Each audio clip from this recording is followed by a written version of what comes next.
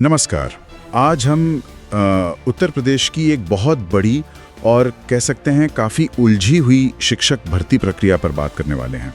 ये मामला हज़ारों उम्मीदवारों से जुड़ा है, उनके भविष्य से। जी हाँ, ये 69,000 सहायक शिक्षक भर्ती का मामला है।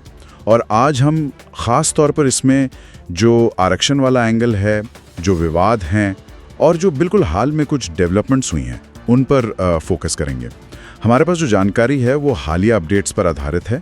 इसमें जो आरक्षण से प्रभावित उम्मीदवार हैं, उनके बयान हैं, उनकी चिंताएं हैं, वो आगे क्या करने वाले हैं, इसका जिक्र है। मतलब ज़मीनी हकीकत क्या है वो समझने की कोशिश करेंगे। जो लोग सीधे सीधे से जुड़े हुए वो क्या सोच रहे हैं। तो आज का मकसद क्या है, हम यही समझने की कोशिश करेंगे कि भाई ये जो आरक्षण प्रभावित उम्मीदवार हैं ये आखिर चाहते क्या हैं, सुप्रीम कोर्ट में मामला कहाँ तक पहुंचा है, और ये भी एक नया ब्रिज कोर्स का चक्कर क्या है, क्यों उस पर इतना विवाद हो रहा है। चलिए इसी को थोड़ा खोलकर देखते हैं। हाँ, और ये समझना जरूरी है, जैसा आपने कहा भी, कि ये सिर्फ एक भर्ती का मामला नहीं है। 69,000 पद बहुत होते हैं, लेकिन इसका असर और बड़ा है।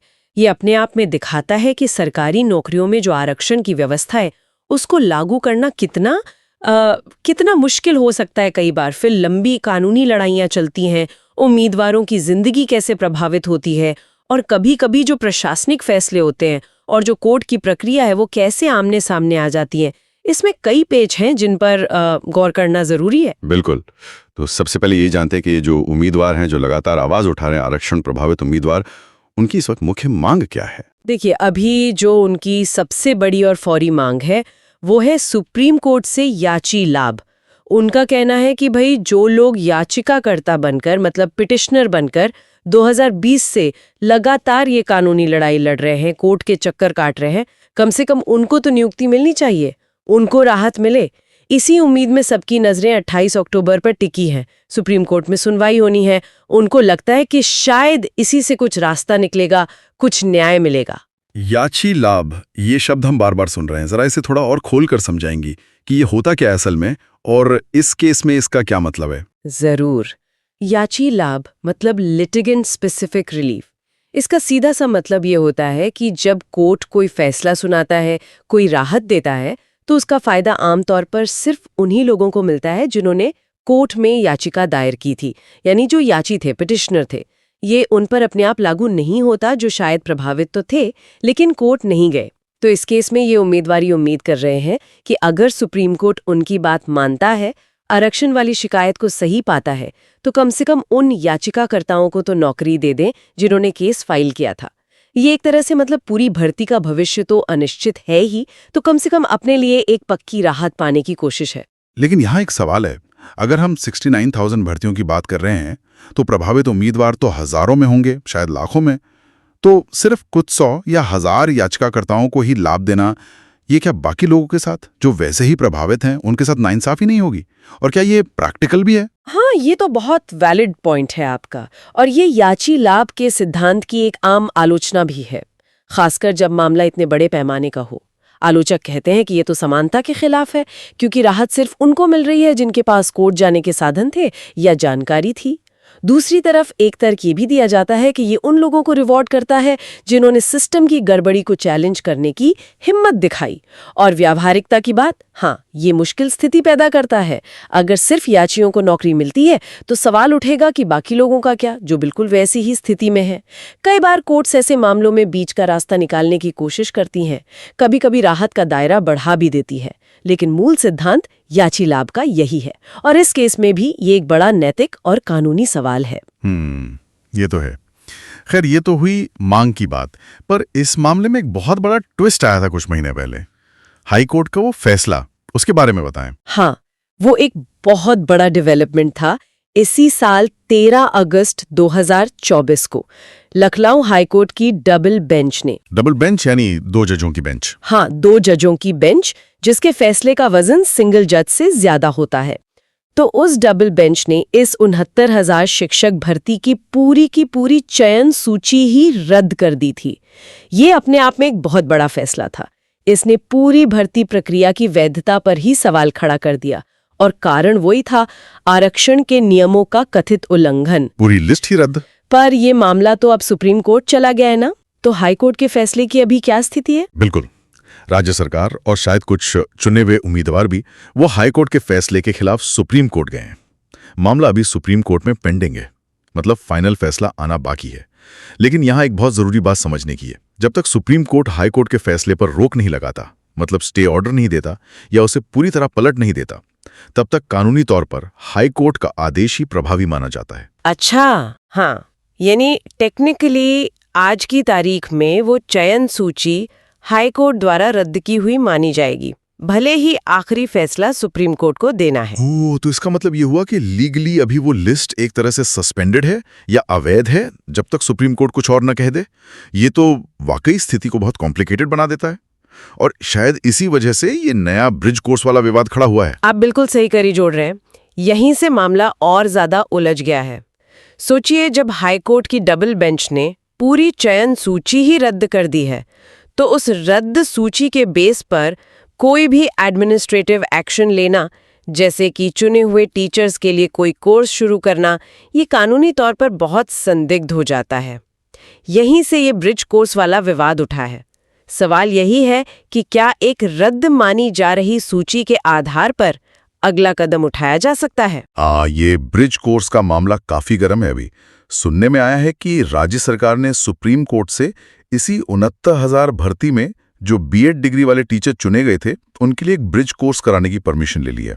जहां तक मुझे पता है, ये एनसीटीई नियमों के तहत जरूरी होता है प्राइमरी में पढ़ाने के लिए बीएड वालों को। हाँ, सही जानकारी है आपकी। एनसीटीई यानी national council for teacher education. उनके नियम कहते हैं कि अगर बीएड डिग्री वाले कक्षा 1 से 5 तक पढ़ाते हैं तो उन्हें नियुक्ति के बाद 6 महीने का एक ब्रिज कोर्स करना होता है, क्योंकि प्राइमरी के लिए मूल योग्यता डीईएलएल या उसके बराबर मानी जाती है। तो ये कोर्स उनको प्राइमरी लेवल की स्किल सिखाने के लिए होता है। लेकिन जो आरक्षण प्रभावित उम्मीदवार हैं, वो इसका जबरदस्त विरोध कर रहे हैं। पिछड़ा दलित संयुक्त मोर्चा के प्रदेश अध्यक्ष हैं सुशील कश्यप, वो और उनके साथी कह रहे हैं कि ये कैसे हो सकता है, जब भर्ती लिस्ट ही हाईकोर्ट से रद्द है, मामला सुप्रीम कोर्ट में चल रहा है, तो सरकार ने कोर्ट को कथित तौर पर गुमराह करके ये परमिशन कैसे ले ली? हाँ, ये सीधा और बहुत गंभीर आरोप है। उनका सवाल यही है कि रद्द सूची के आधार पर कोर्स की इजाजत कैसे ली जा सकती है और उसे कराया कैसे जा सकता है। ये वाकई, जैसा आपने कहा, बहुत गंभीर आरोप है सुप्रीम कोर्ट को गुमराह करना। अगर ये बात साबित हो जाती है कि परमिशन लेते वक्त कोर्ट को सारे जरूरी तथ्य, खासकर लिस्ट रद्द होने वाली बात, साफ साफ नहीं बताई गई थी, तो इसके नतीजे सीरियस हो सकते हैं। पहला तो ये कि सुप्रीम कोर्ट अपनी दी हुई परमिशन वापस ले सकता है। दूसरा, इसे न्याय प्रक्रिया में बाधा डालने जैसा माना जा सकता है। संबंधित अधिकारियों को जवाब देना पड़ सकता है। और तीसरा, शायद सबसे अहम, ये पूरी प्रक्रिया की पारदर्शिता पर और सरकार की नीयत पर सवाल खड़े करता है। देखिए, अदालतों से कोई भी राहत या परमिशन मांगते समय एक सिद्धांत लागू होता है, अटमोस्ट गुड फेथ का। मतलब आपको सब कुछ ईमानदारी से बताना होता है। ये बात तो है, पर क्या इसमें सरकार का भी कोई पक्ष हो सकता है? मतलब क्या वो ये कह सकते हैं कि उन्होंने परमिशन एडवांस में ले ली, ये सोचकर के सुप्रीम कोर्ट आखिर में हाई कोर्ट का फैसला पलट देगा और लिस्ट बहाल हो जाएगी? शायद वो तैयारी करके रखना चाहते हो। हाँ, ये एक पॉसिबल तर्क हो सकता है कि वो समय बचाने के लिए या प्रक्रिया पूरी करने की तैयारी के तौर पर ऐसा कर रहे हैं। सरकार कह सकती है कि परमिशन तो कंडीशनल है, फाइनल फैसले पर निर्भर करेगी, लेकिन लीगल पॉइंट ऑफ व्यू से देखें तो ये थोड़ा रिस्की कदम है। जब एक हाईकोर्ट की डबल बेंच ने लिस्ट रद्द कर दी है, तो उस आदेश को नजरअंदाज करके या उसे कम मानकर सुप्रीम कोर्ट से परमिशन लेना, भले ही भविष्य की उम्मीद में हो, ये प्रक्रिया के हिसाब से सही नहीं माना जाता। ये जुडिशियल हायरार्की यानी न्यायिक पदानुक्रम का भी सवाल है। बेहतर तो ये होता कि पहले सुप्रीम कोर्ट से हाई कोर्ट के आदेश पर रोक लगती, लिस्ट की स्थिति साफ होती और फिर आगे की कार्रवाई होती। इस तरह की जल्दबाजी अक्सर और ज्यादा कानूनी दिक्कतें पैदा करती है, जैसा कि हम यहाँ देख भी रहे हैं। समझ गया। तो अब जब ये ब्रिज कोर्स की परमिशन वाला नया पेंच फंस गया है, तो ये आरक्षण वाले उम्मीदवार क्या कर रहे हैं? उनकी क्या रणनीति है? हाँ, उनके जो हाल के बयान आए हैं और जो गतिविधियां हैं, उनसे लगता है कि उन्होंने अब एक मल्टी प्रोंग्ड स्ट्रैटेजी अपनाई है।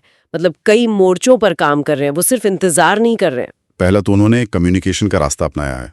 पता चला कि उन्होंने अपनी चिंताओं को लेकर सीधा सीएम के जो प्रमुख सचिव हैं श्री संजय प्रसाद, उनको चिट्ठी लिखी है और साथ ही जो बेसिक शिक्षा विभाग के बड़े अधिकारी हैं, जैसे प्रमुख सचिव Parthasarathy Sen Sharma, DG school education Monik Rani, director Pratap Singh Baghel, secretary Surendra Tiwari, इन सबको भी बताया है और ब्रिज कोर्स रोकने की मांग की है। ये महत्वपूर्ण कदम है। अपनी आपत्ति आधिकारिक तौर पर दर्ज कराना किसी भी कानूनी लड़ाई में जरूरी होता है। दूसरा है मोबिलाइजेशन, मतलब लोगों को इकट्ठा करना। आज ही 12 अक्टूबर को लखनऊ में इन उम्मीदवारों की एक बड़ी मीटिंग बुलाई गई है। पिछड़ा दलित संयुक्त मोर्चा के अध्यक्ष सुशील कश्यप और संरक्षक भास्कर सिंह यादव ने कॉल दिया है। यूपी के अलग अलग जिलों से उम्मीदवार जुट रहे हैं। खबर है कि मीटिंग का मेन एजेंडा यही है कि आगे क्या करना है, खासकर ये ब्रिज कोर्स वाले मुद्दे पर क्या रणनीति अपनानी है। ये दिखाता है कि उम्मीदवारों में एकता है और वो मिलकर अपनी लड़ाई लड़ने का इरादा रखते हैं। ऐसी बैठकें अक्सर आगे की दिशा तय करती हैं। और तीसरा, और शायद सबसे अहम, वो है कानूनी कार्रवाई। उम्मीदवारों ने साफ कह दिया है कि जब तक 69,000 भर्ती का मेन केस यानी लिस्ट वैलिड है या नहीं, वो सुप्रीम कोर्ट में फाइनल नहीं हो जाता, तब तक वो ये ब्रिज कोर्स शुरू नहीं होने देंगे। अच्छा। उन्होंने कहा है कि सरकार ने जो सुप्रीम कोर्ट से कथित तौर पर गुमराह करके ये परमिशन ली है ब्रिज कोर्स की, उसको वो बहुत जल्द सुप्रीम कोर्ट में ही चैलेंज करेंगे। वो इस परमिशन को रद्द करवाने के लिए पिटीशन फाइल करने की तैयारी में है। तो ये साफ इशारा है कि ये लड़ाई अभी और खिंचेगी। एक तरफ मेन केस सुप्रीम कोर्ट में है ही, और अब उसी से जुड़ा एक और मामला सुप्रीम कोर्ट पहुंचने वाला है। ये दिखाता है कि उम्मीदवार अब सिर्फ मेन केस के फैसले का इंतजार नहीं कर रहे, बल्कि प्रक्रिया के हर स्टेज पर कानूनी चुनौती देने को तैयार हैं। ये उनकी फ्रस्ट्रेशन भी दिखाता है और उनका संगठित प्रतिरोध भी। तो कुल मिला के अगर हम समेटें तो स्थिति अब कहाँ खड़ी है, क्या तस्वीर बन रही है? स्थिति एक बहुत ही कॉम्प्लेक्स कानूनी और प्रशासनिक चक्रव्यूह जैसी है। चलिए पॉइंट्स में देखते हैं। मेन मामला 69,000 भर्ती की लिस्ट लखनऊ हाईकोर्ट की डबल बेंच रद्द कर चुकी है। ठीक है। अपील, ये मामला अब सुप्रीम कोर्ट में, फाइनल फैसला बाकी। उम्मीदवारों की मांग आरक्षण। प्रभावित याचिकाकर्ता 28 अक्टूबर की सुनवाई में सुप्रीम कोर्ट से याची लाभ की उम्मीद कर रहे हैं। राइट। नया विवाद। इसी बीच सरकार ने उसी रद्द मानी जा रही लिस्ट के आधार पर बीएड वालों के लिए ब्रिज कोर्स की परमिशन सुप्रीम कोर्ट से ले ली है। और 5, नया कानूनी मोर्चा। उम्मीदवार अब इस ब्रिज कोर्स वाली परमिशन को ही सुप्रीम कोर्ट में चैलेंज करने जा रहे हैं। आरोप है कि कोर्ट को गुमराह किया गया। तो ये एक ऐसी सिचुएशन है जहां एक ही भर्ती कई अलग अलग कानूनी लड़ाइयों में फंस गई है। ये डेडलॉक दिखाता है कि कैसे भर्तियों में देरी, कानूनी दांवपेच और आरक्षण जैसे सेंसिटिव मुद्दे मिलकर एक ऐसी स्थिति बना देते हैं जहां कोई सीधा जवाब नहीं होता और हर कदम के अपने नतीजे हो सकते हैं। वाह, वाकई ये मामला तो बहुत ही ज्यादा उलझ गया है। तो संक्षेप में यही है कि 69,000 शिक्षक भर्ती में आरक्षण प्रभावित उम्मीदवार एक तरफ तो 28 अक्टूबर को सुप्रीम कोर्ट से याची लाभ की उम्मीद लगाए बैठे हैं, तो दूसरी तरफ वो सरकार के ब्रिज कोर्स वाले कदम के खिलाफ भी पूरी तरह तैयार है। उनका आरोप है कि ये परमिशन गलत तरीके से कोर्ट को अंधेरे में रखकर ली गई है, क्योंकि लिस्ट तो रद्द है और मामला कोर्ट में है। इसके खिलाफ वो कानूनी लड़ाई भी लड़ेंगे और आज लखनऊ में रणनीति भी बना रहे हैं। बिल्कुल सही कहा आपने, ये लिया पूरा सार। और ये स्थिति हमें कुछ बहुत बड़े और दूर तक असर डालने वाले सवालों पर सोचने को मजबूर करती है। जैसे मान लीजिए आगे चलकर सुप्रीम कोर्ट हाई कोर्ट के फैसले को ही सही मान लेता है, लिस्ट फाइनल तौर पर रद्द हो जाती है, तो उन हजारों टीचर्स का क्या होगा जो शायद पिछले कुछ सालों से स्कूलों में पढ़ा भी रहे हैं। हाँ, ये तो बहुत बड़ी चिंता की बात है। उनकी नौकरियों का क्या होगा, उनके भविष्य का? ये तो एक मानवीय संकट भी खड़ा कर सकता है। बिल्कुल। और वो ब्रिज कोर्स वाली परमिशन का क्या, उस पर सुप्रीम कोर्ट का क्या रुख रहेगा? क्या कोर्ट ये मानेगा कि परमिशन लेते वक्त पूरी जानकारी नहीं दी गई? अगर हाँ, तो क्या सिर्फ परमिशन रद्द होगी या कुछ और भी होगा? और क्या ये केस भविष्य के लिए एक नज़ीर, मतलब एक प्रेसिडेंट सेट करेगा कि क्या सरकारें उन मामलों पर एक्शन ले सकती हैं जो कोर्ट में चल रहे हैं, खासकर जब निचली अदालत का फैसला खिलाफ हो? ये सवाल तो आगे आने वाले एडमिनिस्ट्रेटिव प्रोसेस और जुडिशियल रिव्यू के रिश्तों पर भी असर डालेगा। सही बात है। और शायद एक सवाल ये भी कि इस पूरी प्रक्रिया में सालों की अनिश्चितता और कानूनी लड़ाई का उन हजारों उम्मीदवारों और उनके परिवारों पर क्या असर पड़ रहा है, मानसिक, आर्थिक, जिनकी जिंदगियां इस एक भर्ती के इर्द गिर्द अटकी हुई हैं। निश्चित रूप से ये मानवीय पहलू अक्सर कानूनी बहसों में पीछे रह जाता है, लेकिन ये सबसे जरूरी है। सालों का इंतजार, उम्मीदें, फिर निराशा, इसका असर बहुत गहरा होता है। ये कुछ बहुत बड़े और गंभीर सवाल हैं जिनका जवाब हमें आने वाले दिनों, हफ्तों, शायद महीनों में मिलेगा, खासकर सुप्रीम कोर्ट की सुनवाई के बाद।